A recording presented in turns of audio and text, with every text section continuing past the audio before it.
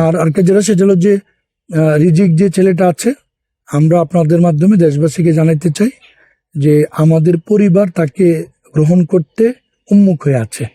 আমরা চাই আপনাদের রক্ত, আমাদের ভাগ্নির রক্ত, আমার ভাগ্নি যেভাবে তাকে বড় করত, যে স্কুলে পড়াইতো, যে স্ট্যাটাসে পড়াইতো, আমরা তাকে সেভাবেই পড়াবো, সেভাবেই রাখবো। এবং আমি মনে করি এখন এই মুহূর্তে রিজিককে আমাদের কাছে দেওয়ার জন্য, কারণ তার দাদি আমরা যতটুকু জানি অসুস্থ, কিছু অ্যাবনর্মালিটি আছে, এবং তার চাচা যে আছে সে হলো ক্যান্সারের পেশেন্ট ছিল, এখন কি অবস্থা আছে জানি না। তো আমরা যতদিন পর্যন্ত ন্যায় বিচার না হয়, আলবির কোনো না আসে, ফয়সালা না হয়, যেহেতু আলবি এখন তার কাছে থাকতে পারছে না, পলাতক আমরা জানি না কোথায় আছে, জানি না, এটা তদন্তকারী অফিসাররা বলতে পারবে, পুলিশ প্রশাসন বলতে পারবে, যেহেতু তার সাথে নাই, সেক্ষেত্রে বাচ্চাটা হয়তো বা প্রয়োজনীয় সুশস্ত্র পাচ্ছে না। আমাদের ভাই বোনদের মধ্যে আমাদের ছোট ছোট ভাতিজা আছে, ছোট আরো বাচ্চারা আছে, যাদের সাথে সে খেলাধুলা করে, এখানে আসলে খেলাধুলা করতো, তাহলে এই বাচ্চাদের সাথে থাকলে তার মানসিক অবস্থাটা হয়তো বা কিছুটা হবে। তো সেই জন্য আমরা বলছি যে তাকে অতি দ্রুত আমাদের কাছে হস্তান্তর করা হোক। আমরা সে দুই পরিবারেই থাকুক, কিছুদিন এখানে থাকুক, যদি তার যদি ভালো না লাগে সে যাবে, বাট যতদিন পর্যন্ত সে থাকতে চায় সে তার নানুর সাথে থাকতে পারে। ঢাকাতে আমাদের অন্যান্য কাজিন বাগনিরা আছে, তাদের সাথে যারা সাথে সে এসে খেলাধুলা করতো বা মিশতো, তাদের সাথে যেন দেওয়ার ব্যবস্থা করা হয়, এটুকু বলবো আমি। ওরে কেন নিয়ে গেছে, মানে ও তো এখানে ছিল সম্ভবত নাকি? না, ও আসে না, ওকে দেওয়া হয় নাই, ও ওখানেই ছিল। শুধু পোস্টমর্টম যেদিন হয়েছিল সেদিন সে ওই ইয়াতে বাবর রোডে ওখানে তার চাচা নিয়ে আসছিল। তো ওই সময়টাতে সব হাসি খুশি ছিল, আমাদের কুলে আসছে। তো আমরা বলছি যে আমাদের সাথে দেন, যেহেতু তার মাকে আমরা কবস্থ করতে যাচ্ছি, তাহলে সে ওখানে থাকুক, থাকার পরে আমরা আবার আপনি নিয়ে আসেন। কিন্তু তারা এটা দেয়নি, এটা নাকি তার বাবা আলবি নাকি নিষেধ করেছে। সে তো নিষেধ করতে পারে না, সে নিজেই তো পলাতক, সে তো তার সাথে নাই, কিন্তু সে তো আসে নাই, এবং ছেলেটা আসতে দিল না। এটা কি বলবেন? এটা কেন করলো সেটা আমি জানি না, বাট আমরা সেই সময়টাতে আসলে এতটাই মর্মাহত ছিলাম যে ওই সময়টাতে এটা নিয়ে আসলে চিন্তা করার, যখন আমি তার দেবরকে বললাম যে আমাদের সাথে দাও, তখন সে বলতেছে না, ভাইয়া না করেছে, ভাইয়া না আসা পর্যন্ত দেওয়া যাবে না।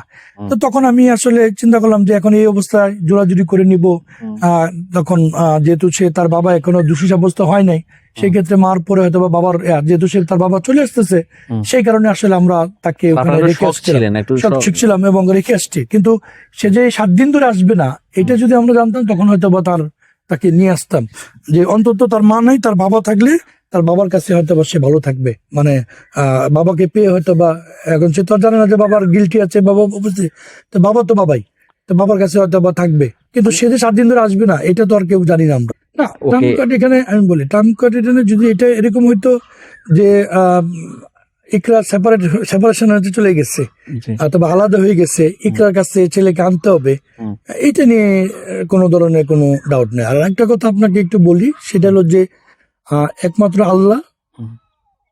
আল্লাহর পরে কেউ তার ইকরার ন্যায্য বিচারকে বাধাগ্রস্ত করতে পারবে না, ইনশাল্লাহ কেউ করতে পারবে না। ওয়েট করছি, দেখতে থাকি কি হয়, পুলিশ প্রশাসন কি করে, সংশ্লিষ্ট স্টেক হোল্ডাররা কি করে, তদন্তকারী কমিটি কি করে, এরপরে আমরা আমাদের মতন করে ইনশাল্লাহ করবো।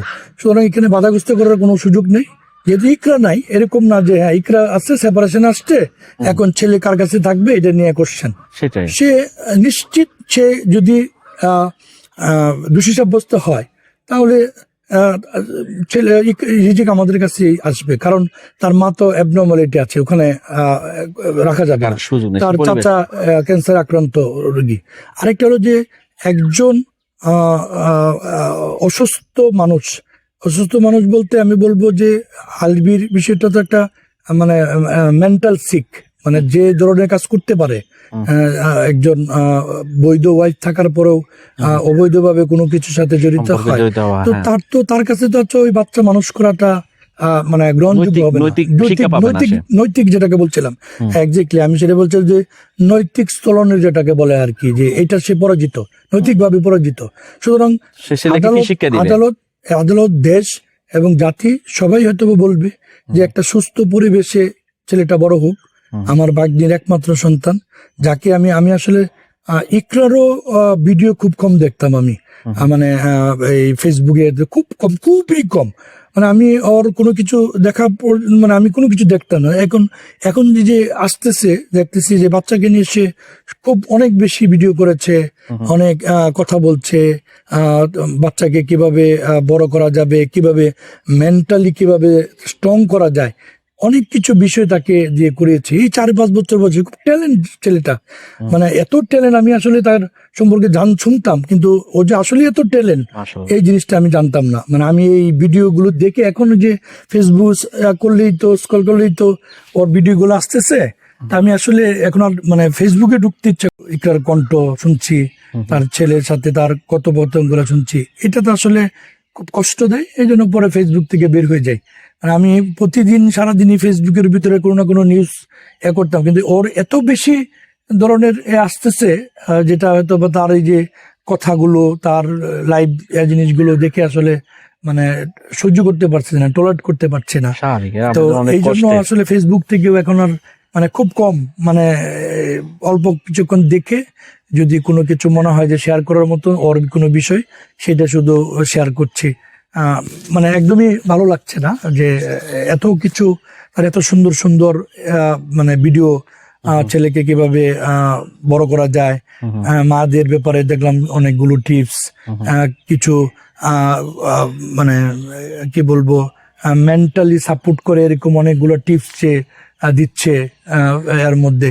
তো এইগুলো আসলে আমরা মানে আর নিতে পারতেছি না। মানে বেসিক্যালি কথা বার্তা, যেহেতু আমার ভাগ্নি চলে গেছে, আমাদের বড় মা, আমার 7 জন ভাগ্নি আছে, তার মধ্যে সে সবার বড় ছিল, তার নিয়ে খুব স্বপ্ন ছিল, আশা ছিল, তার মার একমাত্র সন্তান।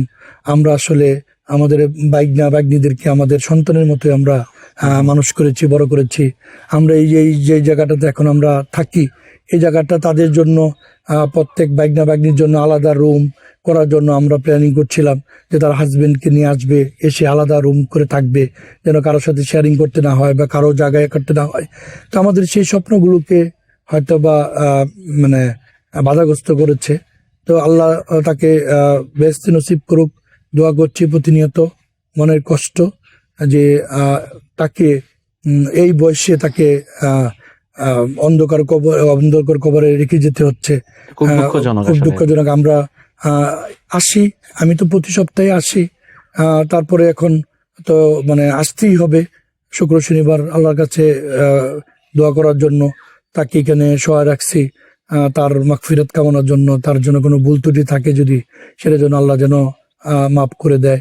আমি প্রতিদিন একজন মাদ্রাসার একজন ছাত্রকে করছি যে প্রতিদিন যেন আল্লাহ তার কবরের পাশে প্রতিদিন যেন কোরআন করে, এটা আমি করেছি। মাশাআল্লাহ। যতদিন পর্যন্ত বেঁচে থাকবো ততদিন পর্যন্ত তার জন্য এই ব্যবস্থাটা করে যাবো। আর আমি নিজেও তার জন্য, তার যদি কোনো ভুল ত্রুটি থাকে বা তার যদি কোনো থাকে, সেটা যেন আল্লাহ ক্ষমা করে দেয়। তো আমরা মুসলিম পরিবার, আমরা সম্ভ্রান্ত মুসলিম পরিবার। আমার বাবা এখনো বেঁচে আছে, আমি 86-87 দেখছি বছর বয়স। উনি এখন এই গত 1 সপ্তাহ যাবৎ একদম চুপ হয়ে গেছে, কোনো কথাবার্তা বলে না। আর তার জন্য এটা একটা অত্যন্ত মানে বেদনাদায়ক জিনিস যে 86-87 বছর বয়স তার নাতিকে কবরদস্ত করতে হয়েছে। আমার মা আছে, এখনো বেঁচে আছে, 75-76 বছর বয়স। সেই কারণে আসলে আমাদের জন্য এটা খুব কষ্টদায়ক। আমার বোনের জন্য তো আরো কষ্টদায়ক যে অবশ্যই একটা ছেলে মেয়ে, একটাই মাত্র মেয়ে, যাকে সে অবলম্বন করে বেঁচে ছিল। তার সমস্ত কিছু দেখতাম, ভাই বোনের পরে তাকে নিয়ে চিন্তা ভাবনা সবকিছু। হ্যাঁ, এখান থেকে সে নিজে হাঁস মুরগি এগুলো চাষ করে তার মেয়ের জন্য নিয়ে যেত, যখন বড় হইতো ডিম নিয়ে যেত। হ্যাঁ, তারপরে মুরগি নিয়ে যেত তার মেয়ের জন্য, তার নাতির জন্য, তার নাতিকে খাওয়ানোর জন্য। তো এই জিনিসটা তারা আর হবে না। মামা হন, উনি যেটা বলছিলেন, দেখুন এখানে আফু সাহিত্য আছেন, পহেলা মার্চ আসরের পরে আপুকে এখানে দাফন করা হয়। আত্মীয় স্বজন সবাই এসেছিলেন, এখানে সবাই ছিলেন। এবং আফুর মামা যেটা বলছিলেন যে এখনো আফুর মা বাবা এখানে এসে কবর জিয়ারত করেন, কান্নাকাটি করেন। আসলে তাদের তো কষ্টটা অনেক বেশি, একটাই মেয়ে, আর কোনো ছেলেও নেই। আর এই যে আফু যে চলে গেল, আফুর জীবনটা তো আসলে সেভাবে শুরুই হয়নি। এই যে রিজিককে ছেড়ে উনি অনেক কষ্ট নিয়ে চলে গেলেন, দেখুন এখানে শায়িত আছেন। ভালো লাগলে লাইক কমেন্ট করে আপনার মতামত দিন। সাথে থাকার জন্য সাবস্ক্রাইব করুন এবং বেল বাটনটিতে ক্লিক করুন।